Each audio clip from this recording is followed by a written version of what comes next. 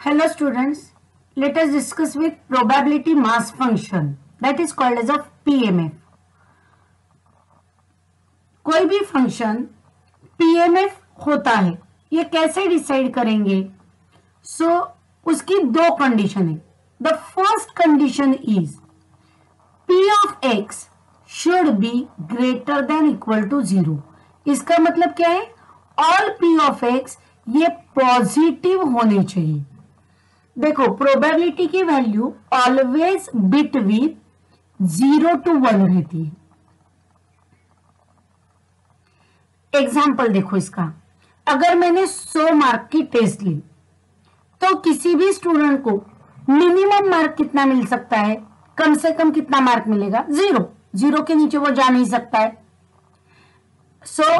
0 out of 100. Answer आ गया 0. मतलब उसका नीचे वाला लास्ट पॉइंट है 0. या फिर इसको ज्यादा से ज्यादा कितना मार्क्स मिल सकता है? 100 out of 100 that is equal to 1. उसको 100 से ज्यादा नहीं मिल सकता है. तो probability chance of getting marks is between 0 to 100.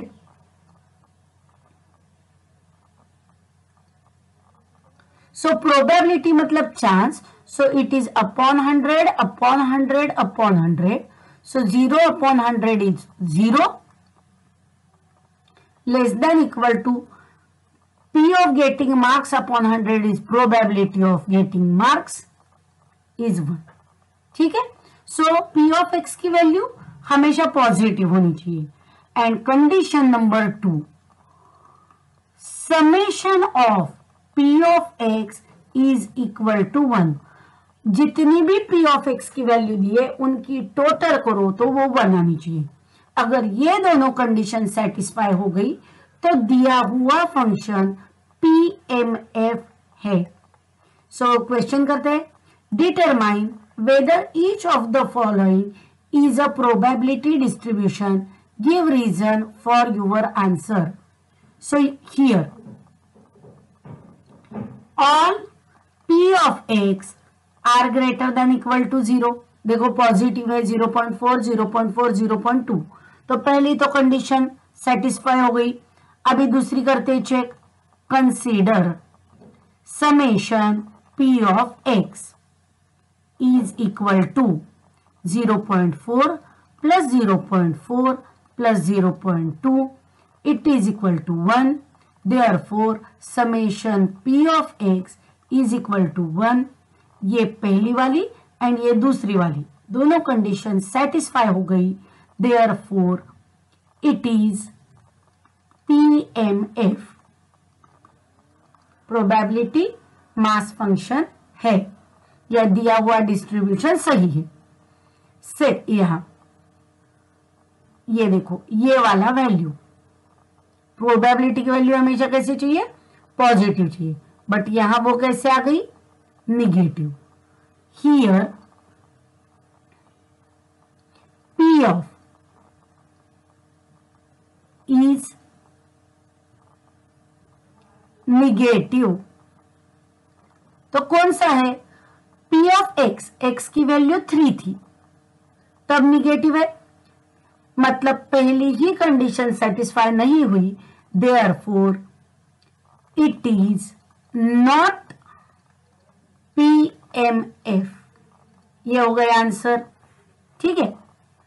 अभी एग्जैक्टली सेम वे से आपको 3-4 प्रॉब्लम है वो होमवर्क के लिए करने. नाउ नेक्स्ट वाला प्रॉब्लम देखो. A random variable x has following probability distribution. ये उन्होंने दे के रखा है. तो अभी आपको इससे फाइंड के P of x less than 3, P is 0 less than x less than 3, P x greater than 4 ये ढूंढना है. उन्होंने ऑलरेडी दिया है कि ये PMF है. So as it is PMF, सब पॉजिटिव तो होंगे, इसके बारे में सोचने की जरूरत नहीं है. Summation P of x equal to 1. Therefore k plus 2k plus 2k plus 3k plus k square plus 2k square plus 7k square plus k equal to 1। बराबर है। अभी इसकी टोटल करो, देखो कितना आता है ये।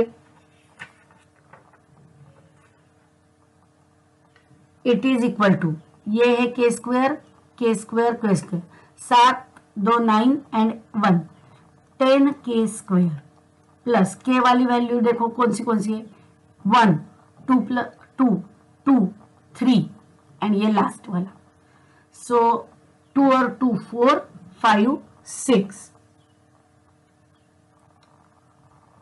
एंड ये 3 9, सो it is plus 9k plus constant देखो कितना है, ये एक ही कांस्टेंट है +1। अगर ये +1 इस साइड में आ जाता है तो हो जाएगा -1, so it is equal to -1 equal to 0। Now इसके फैक्टर्स ढूंढते, 10 1 जा 10, so 10k square plus 10k minus k -1 is equal to 0। 10 के लिया common, so it is k plus 1, यहां से -1 common, k plus 1 is equal to 0, so k plus 1 ये हुआ पहला ब्रैकेट, 10k -1 ये हो गया दूसरा ब्रैकेट, सो k की वैल्यू क्या आएगी, k इज इक्वल टू -1 और k इज इक्वल टू 1/10। बराबर है। एक बार इसको 0 कंसीडर करो, दूसरी बार दूसरे को 0, बट ये वैल्यू पॉसिबल ही नहीं है, क्योंकि अगर k निगेटिव आ गया तो पहली वैल्यू आ गई -1 एंड हमको पता है कि p ऑफ x ये प्रोबेबिलिटी कभी भी निगेटिव नहीं होती है, so k is equal to -1 is not possible and therefore हमको k की वैल्यू मिल गई, इट इज 1/10।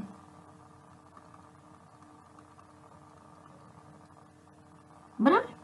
तो पहला हमको जो ढूंढना था वो पॉइंट मिल गया। अभी एक एक ढूंढते जाते, हमको देखो क्या क्या ढूंढना है, p of x less than 3, number 2, मतलब x की वैल्यू 3 से छोटी होनी चाहिए, मतलब क्या क्या आएगा, 3 से छोटी, इक्वल का साइन नहीं है, that means it is 2 and 1, so it is p of 1 plus p of 2, so p of 1 का आंसर क्या था k, p ऑफ 2 का आंसर क्या था 2, k प्लस 2k, ये कितना हो गया, it is equal to 3k।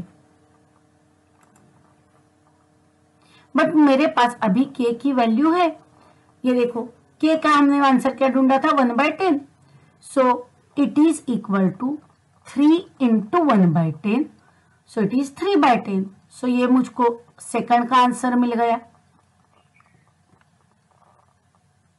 बराबर, ये आ गया सेकंड का आंसर।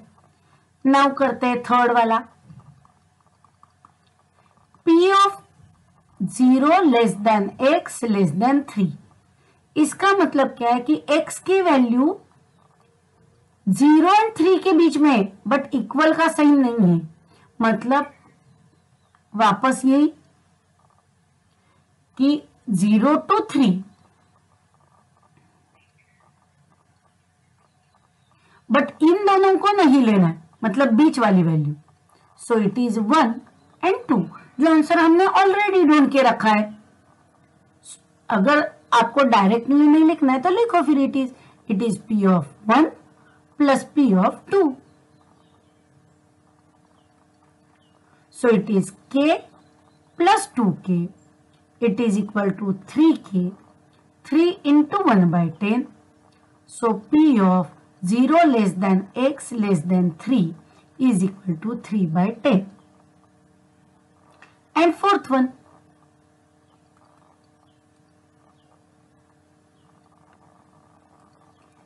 क्या है, p of x greater than 4, मतलब 4 से बड़ी वाली वैल्यू, सो 4 से ग्रेटर, ये देखो 4 से ग्रेटर क्या क्या है, 5, 6, 7. सो it is P of 5 plus P of 6 plus P of 7. So it is equal to K square plus 2K square plus 7K square plus K. 7, 2 9 and 1 10, 10K square plus K. Value डाल दो 10. K square 1/10 का square 1/100,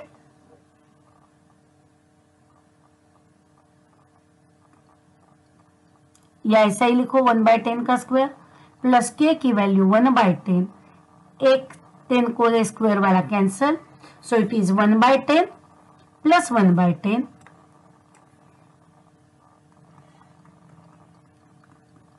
so it is 2/10. 2/10 का मतलब हो गया 1/5.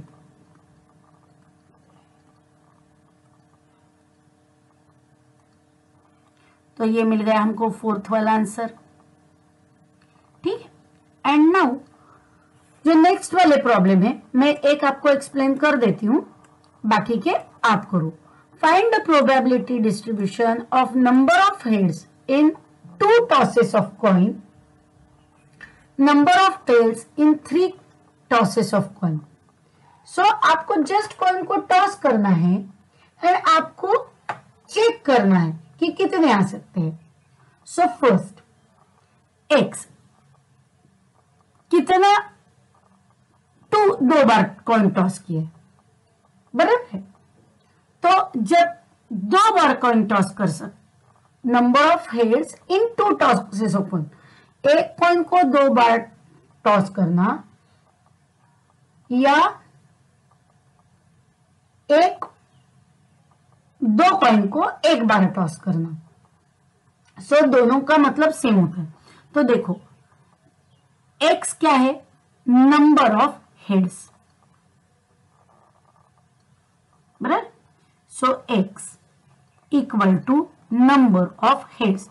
बिल्कुल reality में सामने इमेजिन करो एंड करो. कितने मैंने कॉइन टॉस किया, हेड आया ही नहीं, मतलब कितनी बार हेड आया, 1 बार भी नहीं, या 2 में से 1 बार आ सकता है या फिर 2 बार आ सकते हैं. सो टोटल आउटकम कितने हैं, सैंपल स्पेस क्या हो गई, 2 बार टॉस किए तो दोनों बार भी हेड आ गया, फिर 1 बार हेड 1 बार टेल आ गया, मतलब पहले वक्त भी हेड आया दूसरे वक्त भी हेड आया, पहले वक्त हेड आया दूसरे वक्त टेल आया, पहले वक्त टेल आ गया दूसरे वक्त हेड आ गया, या फिर दोनों भी बार टेल आ गए. बराबर. तो x and p of x आपको सिर्फ प्रोबेबिलिटी डिस्ट्रीब्यूशन करना. तो 1 बार भी हेड नहीं आया, 1 बार हेड आ गया, 2 बार हेड आ गया.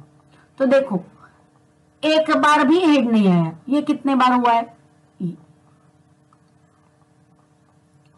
सो टोटल आउटकम थे 4. 1 बार भी हेड नहीं आया, ये आंसर है 1. फिर 1 बार हेड आया, ये देखो यहां 1 बार हेड आया, यहां 1 बार हेड आया, सो ये प्रोबेबिलिटी हो गई 2/4. दोनों भी हेड आ गए, इसका मतलब ये कि हेड की वैल्यू कितने बार आ गई, दोनों बार. अभी अगर आप ठीक से देखोगे तो हमने ये डिस्ट्रीब्यूशन सही किया है कि नहीं. ये कैसे कैलकुलेट करोगे, सब वैल्यू पॉजिटिव चाहिए, तो देखो all values of probabilities are positive. Second सबकी टोटल 1 आनी चाहिए, अपॉन आ गए 4, 1 + 2 3 + 1 4, 4/4 आंसर इज 1, मतलब हमारा आंसर सही. अभी सेकंड वाला देखो, number of tails in 3 tosses. पहले इसकी सैंपल स्पेस लिखना है. S = 3 कॉइन टॉस किए, ये पहला कॉइन, ये दूसरा, ये तीसरा. फर्स्ट अगर 3 बार टॉस किया तो 2 का क्यूब वैल्यू आ गई 8, मतलब 4 बार हेड 4 बार टेल। 4 का आधा हुआ 2, 2 बार हेड 2 बार टेल, 2 बार हेड 2 बार टेल। फिर 2 का आधा 1, 1 बार हेड 1 बार tail, head tail head tail head tail. तो अभी सैंपल स्पेस लिखते हैं, हेड हेड हेड, फिर एच एच टी, देखो मैं एक एक हॉरिजॉन्टल लाइन लेते जा रही हूं, फिर H T H T T T H H T H T T T H and last is T T T. बराबर हो गया। Number of tails in 3 tosses. So X 3 coin से, मतलब एक बार भी टेल नहीं आया, एक बार टेल आ गया, 2 बार टेल आ गया, या तीनों के 3 कॉइन्स के ऊपर टेल है। So this is x, this is P of x. So x की वैल्यू हो सकती है 0, 1, 2, 3। टोटल में कितना आएगा अपॉन 8, क्योंकि टोटल आउटकम्स अप 8 है। पहला एक बार भी टेल नहीं आया, तो देखो इसमें सब में टेल है, ये सिर्फ अकेला है जिसमें एक बार भी टेल नहीं है, तो ये आ गया 1/8। फिर एक बार ही टेल आया, सो 1, 2, 3, सो ये हुआ 3/8। एक 2 बार टेल आ गया, 1, 2, 3, so this is 3/8 and the last one. तीनों बार भी टेल आ गया, सो ये वाला। अभी देखो all values are positive and अगर आप इसकी टोटल करोगे, सो 3 + 3 6, 1 7, 1 8, 8/8, आंसर इज 1। सो आपका जो ये टेबल है ये कंप्लीट हो गया। आपको सिर्फ प्रोबेबिलिटी डिस्ट्रीब्यूशन यहां करके दिखाना था। तो ये हो गया आपका प्रोबेबिलिटी डिस्ट्रीब्यूशन का टेबल।